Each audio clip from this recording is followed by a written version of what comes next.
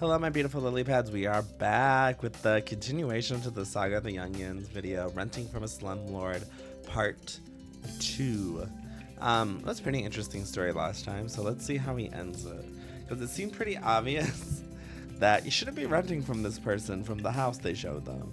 So I'm a little concerned as to why they ended up going through with it, because if he's saying renting from a slumlord, that implies that he actually did decide to rent something from them. So let's see how it goes. Remember to like, comment, and subscribe, and yeah, let's get into it.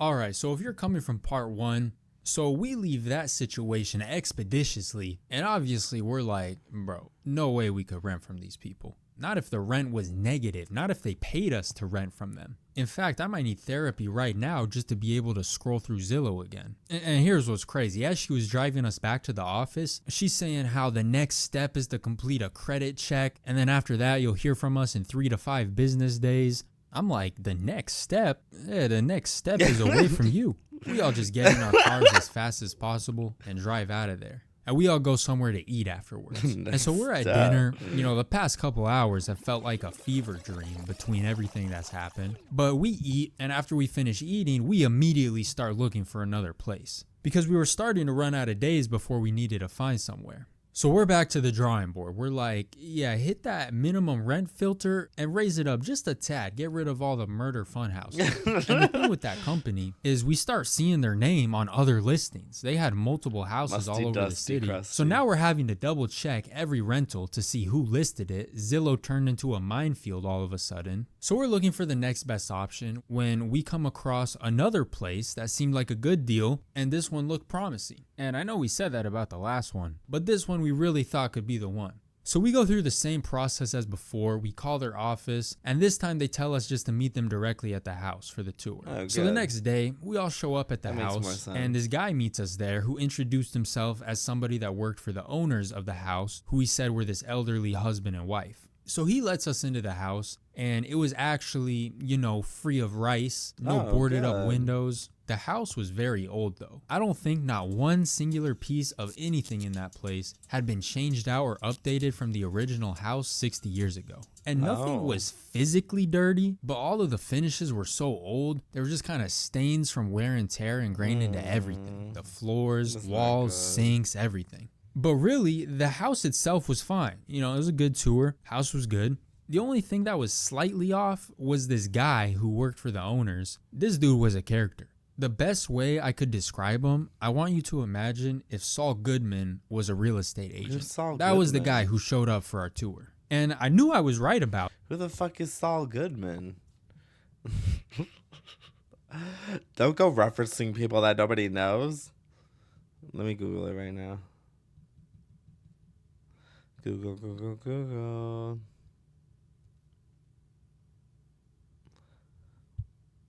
What? Oh, I never seen Breaking Bad. I'm sorry. I guess normal people would know who he is. I don't know who the fuck he is.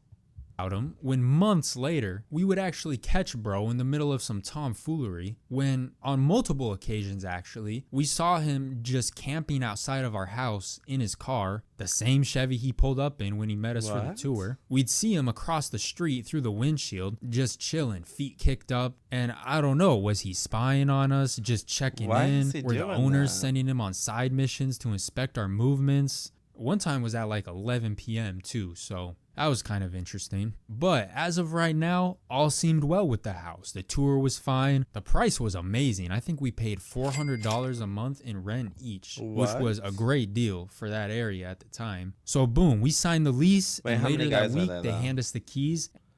1, 2, 3. Okay, 1,600. Yeah, that's still pretty good. For a house, that's pretty good. And the house was ours. So we move in, and I'm not gonna lie, I don't think we did not one shred of decorating. The first thing we did, we found 2 couches online, threw them in the corner, and I actually made an older video about how months after we got those couches, somebody would later go on to steal our couch cushions. We washed off our couches one afternoon and left them out to dry, and while they were sitting in our front yard overnight, somebody came by and snatched the couch cushions. That doesn't surprise me. Why are you leaving it out in the fucking front lawn? Anywhere, I don't know, like in America, anywhere in America, if you leave furniture out on the lawn or like by where you usually put the trash, like it's just free pickings. People are allowed to come and pick it up. So that was on you. Stop being stupid.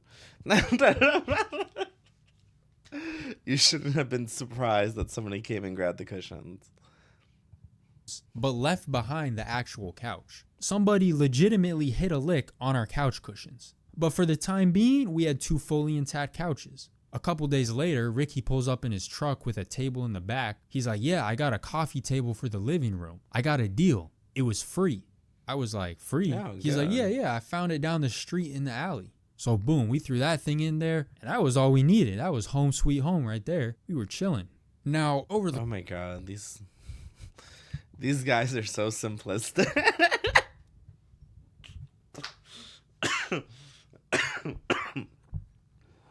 I guess whatever works for you, I guess. Damn. I would not be happy with that, but okay.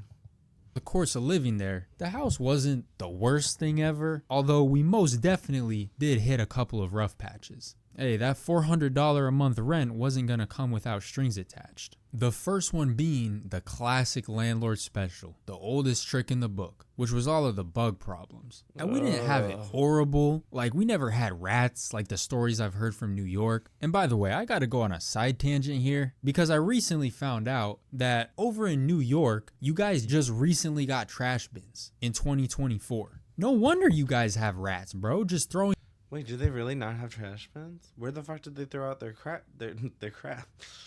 Bare garbage bags onto the road? Yeah, that's what would happen when you don't have trash bins, so you just turn the whole city into a trash bin. Financial capital of the world, by the way. But anyways, we never had rats, and we never had roaches either. And trust me, I wish I didn't, but I got roach stories from other places like you wouldn't believe. So stay tuned for a future video. But in this house, one thing we did have was 1 trillion crickets. There was a cricket infestation like no other in that house. Sometimes you would walk into the living room, hit the lights, and see 10, 20, 30 of them hopping around. And look, I didn't want to have to do the crickets dirty, but there were so many of them, we'd have no choice. You would just have to get a shoe and start whacking. And you would not believe how loud it would get at night. I'm lying there trying to fall asleep. These crickets got me feeling like I'm in the enchanted forest. So why are there crickets in your house? I've never heard that before. Who the fuck gets crickets in their house? Just fumigate at that point. Every night, you know, you'd have your nighttime routine. You would shower, brush your teeth, then set the AC, then kill all the crickets, and then go to bed.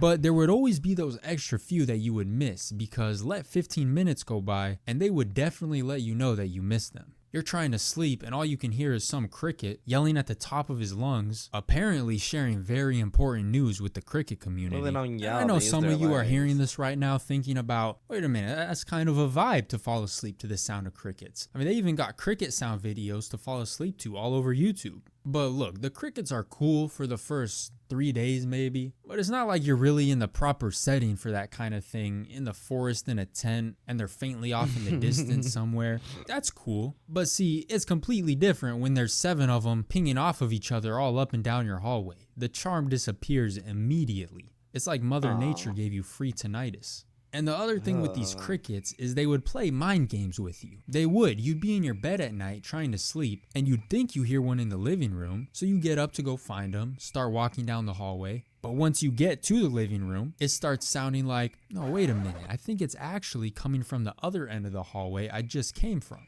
So you start walking back and then halfway back down the hallway, you're like, no, wait a minute. Dude, just fumigate the damn house. Fumigate it. It's like... I'm sure y'all have enough money if you're only paying $400 for rent. Like, fumigate it. Is that... It is. He's actually in the kitchen. And I would drive myself crazy trying to find these guys. I was really up at 2 a.m. trying to triangulate the location of a cricket. And our lack of furniture probably didn't help. Their chirps were more. So we'd contact the landlord, or I guess this Saul Goodman guy that worked for the landlord, and we'd ask him to send out a company to do a spray, and they would love telling us that pest control was tenant responsibility. They love that phrase, tenant responsibility. You basically got to stand outside these people's office with a megaphone before they'll do anything about it. We should have caught him outside on one of the multiple occasions we saw him camping out across the street is what we should have done. But eventually, after bothering them enough, they did send a guy through to spray. A few times they did, but it quickly became clear that the problem was way deeper than a pest spray. Because they would spray, things would die down for maybe a week, and then their replacements would arrive. The only thing that finally got them to go away was just when it turned winter and got cold. Except in Arizona, that takes about 10 weeks longer than anywhere else. That house, there were just too many cracks everywhere in that house. And probably especially by the front door, because there were always crickets jumping around over there. I was always worried about the first impression people would get when they walked in and saw my 7 roommates hopping around. I'd be stressing out, hoping I wouldn't be caught on a bad day. I remember one time... I would... If I went into someone's house and there was literally crickets all over the place, I would have 180, 360, bye.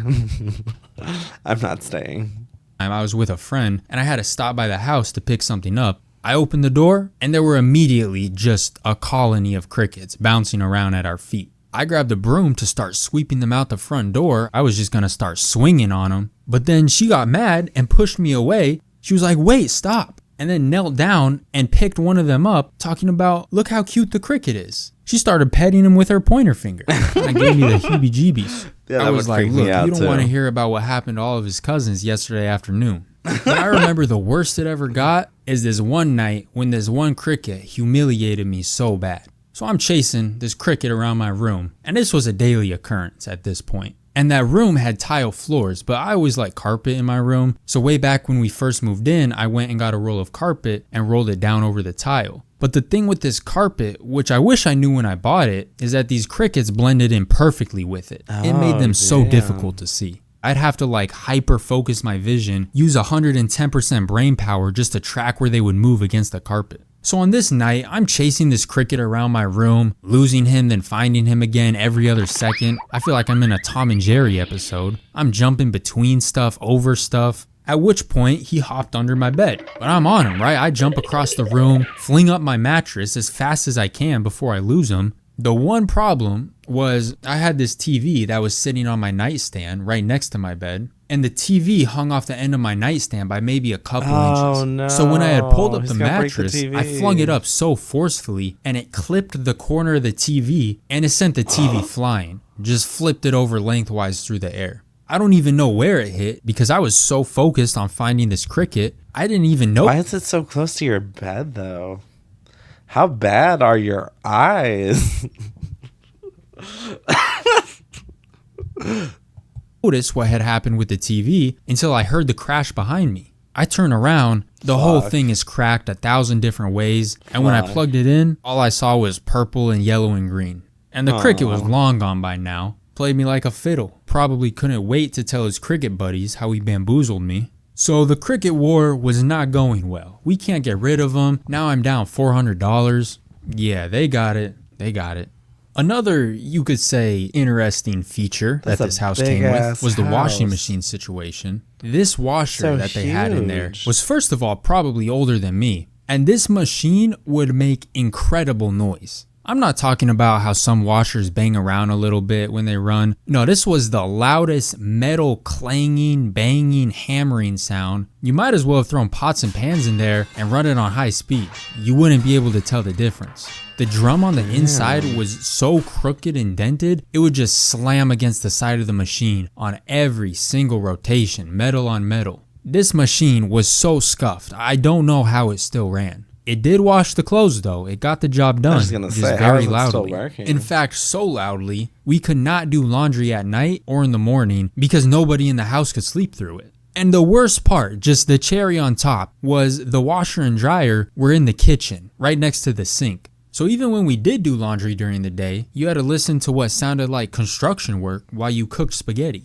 10 out of 10 ambiance. Spaghetti's gross. So in this house, you got crickets screaming at each other. Washer sounds like a jackhammer ringing down the hallways. The decibel levels were unbelievable. But by far the worst part of that house, and this was the real $400 rent special, which was the plumbing / bathroom / flooding situation. Now Ricky was the one that had the master bedroom, and he had his own bathroom in that room. And when we first moved in, this seemed like the nicest room in the house, right? The only one with a bathroom. That is, until we weren't even a month into the lease, when one night Ricky comes home to his entire bedroom flooded. Water everywhere. Shit. And it turned out the pipes in his bathroom had leaked or backed up or both, and they flooded his bathroom, which then flooded his bedroom. And he's lucky that he didn't have carpet on his floors, only tile, because over the course of living there, his bathroom would go on to flood again and again and again. And at first, the timing of the flooding, we couldn't figure it out. Every so often, it would just happen. But we eventually realized it was related to when the hallway bathroom, which was on the other side of the wall, would be used. So the two bathrooms shared a wall where all the plumbing was, and I guess the plumbing was so old and rickety that if there was too much activity at once, the plumbing system would just fail. And plus, who knows what sorts of items have been clogged up in those pipes over the years. So say if one person used the hallway shower and then they brushed their teeth while Ricky was using his sink, oh, it was over. Ricky was getting flooded. And it wasn't always the massive flooding into his bedroom and everything. Sometimes it was just a little puddle over on his side, but he was still constantly getting flooded, having leaks, waking up to puddles in his bathroom. So what we would have to do, there were 3 bathrooms total in that house. So we would have to strategically space out the bathroom usages. Imagine having to be calculated about who uses which bathroom when. But the thing about the flooding, it was unpredictable because sometimes the pipes would decide to work for weeks or months straight without any problems. I mean, for example, we would have people over and there could be 5 people going in and out of that bathroom back to back to back, and everything would be fine. But then on the other hand, I remember one night I left the faucet on while I was brushing my teeth, and this man starts yelling through the wall from the other side. He's like, "Hey, turn it off. There's water everywhere."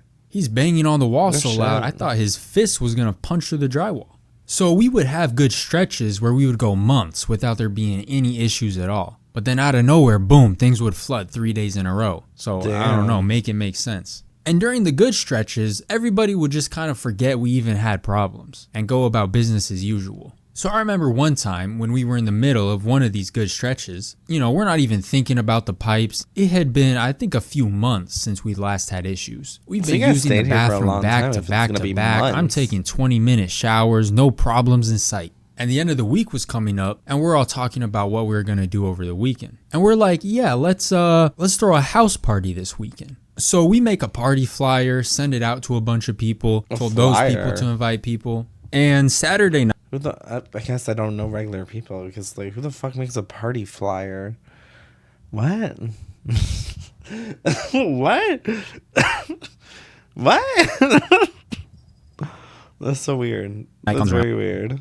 And people start pouring in. It just didn't stop. That party flyer we made, I don't know who sent it to who, that sent it to someone else that put it on Craigslist or something, but there was way too many people that showed up to our house. And now that I think back on it, it's a miracle that no crazy shenanigans went down with that many people in one place. I mean, there had to have been at least 150, 200 people at that house, with groups of people coming and going the entire night. And the house was decently big, so everybody could fit. It's not like we had much furniture inside anyways. But the night is continuing on, right? 10 o'clock, 11, midnight, 1 a.m. I remember I was somewhere in the kitchen, probably by the washer, and Ricky was right there nearby too, when our friend Fernando, he comes flying around the corner trying to push through everybody, looking kind of panicked. And he's trying to tell us something. He starts yelling over the crowd and the music. He's like, "Ricky, over by the bathroom line, they're saying there's a trail of water in the hallway pouring out from under a door. Yeah, I think that's your room they're talking about."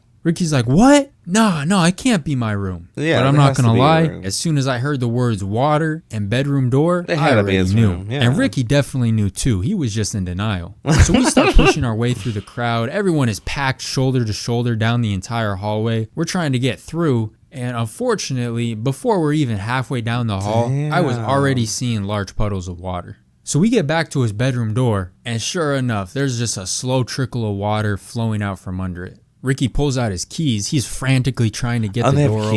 He eventually gets his room unlocked, turns on the lights, and there was so much water everywhere. It was bad. Worse than it had ever been. I'm talking about wall-to-wall coverage. His furniture looked like little islands in the ocean. And he immediately turns around. Somebody was washing their hands at the sink or something. He starts yelling at everybody. He's like, "Hey, turn that sink off. Everybody get out of here." And like I said earlier, we had a third bathroom all the way on the other side of that house. So we had to lock up this bathroom ASAP and send the whole line to the other one. Now, we definitely had no business having that many people in the house with the No. condition of those pipes. I mean, it's a bad Yes. decision to have that many people in your house no matter how good your In pipes general. are. But we hadn't had flooding problems in multiple months, so really, we thought we were in the clear. But as we found out, we were in fact not. I go to peek my head around the corner of his door, and this man legitimately had an actual mini river flowing out of his bathroom into his bedroom. Oh, He starts kinda wading cool. through the water. I'm like, whoa, careful, bro. Don't drown in the deep end. But yeah, it was just way too many people. Toilet flush after toilet flush, sink going nonstop for hours. That old little bathroom got overwhelmed. It couldn't handle it. But hey, man, look, you can't let a little flood ruin the party. I remember he found every They last still kept spare going? blanket, towel, pillowcase that we had in that house. He even found a tablecloth somewhere, and we didn't even have a table. So I don't know where that came from. I thought you did And he have a just table. threw it all right down on the floor to soak up everything. And he hit the lights, locked his door back up, and continued on with the night. And for how much of a What? mess there was, from what I remember, we got it cleaned up somewhat easily. These guys aren't the brightest. A lot of decisions. A lot of decisions being made in this video are just like, bruh. Oh, how did you make it through life? Honestly, because a lot of these, why are you making these choices? The next day, we picked up all of those blankets and towels, hung them all up to dry, and then scrubbed and bleached all of the floors. And that next day, we tried using the bathroom again, and everything was perfectly fine. No leaky pipes, not a single drop. You wouldn't even know that bathroom had problems, at least until a month later when it all happened again. Yeah. It's funny because way back when we first moved in, we were all just arguing pay over for who would the get the master, pipes. and we just decided on whoever could get their stuff moved in first and claim the room could have it. I remember the day we got the house, I got off of work at like 2 p.m. I went straight to the house. I was about to put a flag down in there like it was the moon. So I show up to claim my room, and that man Ricky was already moved in, just chilling in the middle of the empty room with miscellaneous Well, you don't have to deal suitcases with it, spread then. about, listening to music off a speaker like everything was peaches and cream. But fast forward a few weeks, and turns out that was not the win he thought it was. Now, with that house, I do know that the owners of the house, well, at one point we were told they lived in China, and another time we were told they lived right down the street. So I'm not sure. It sounded like nobody really knew where they were. They might have just handed the house off to the Saul Goodman of real estate and left the grid. And I would not be surprised if that same exact house has all of those same exact problems to this day. But at least it wasn't the house from part 1. I mean, imagine if we ended up there. Who knows what this video would have been if that happened. Okay, I'm a little confused by the title though, because you said renting from a slumlord. It made sense if it was the first people he was talking about. The second house seems to have like nothing to do with that. And I wouldn't go as far to call him a slumlord. It just seems like he was a bad, what is it called? He was a bad owner, honestly. He wasn't the best, like, person to go to fix your problems. And honestly, a lot of it feels like you just made a lot of bad decisions, buddy. Ugh. I don't know. What do you guys think about this situation? Because I feel like the title is very misleading, and this whole video had like literally no connection to the last video. I feel like he could have just renamed this something else and didn't have to connect the two. And there was no proper conclusion to it either. But I was like, okay, yeah, I'm just gonna stop telling the story right here. That's what it felt like. I'm left with a disappointed feeling. Let me know what you thought. Comment down below, and I'll see you guys again later. Bye.